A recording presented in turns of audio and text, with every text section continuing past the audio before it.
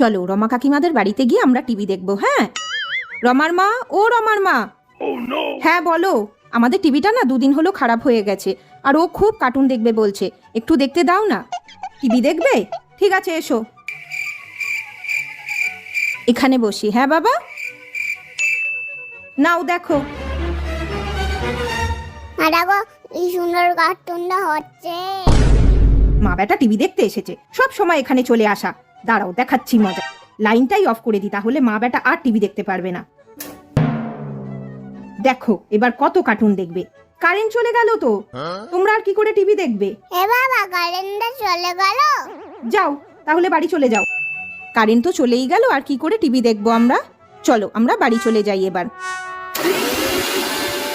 মিক্সিটা চলছে, তার মানে কারেন্টটা ছিল, ইচ্ছা করে বন্ধ করে দিল, বুঝলি তো বাবান। চলো আমাদের যখন টিভি ঠিক হবে আমরা তখন দেখবো। হ্যাঁ।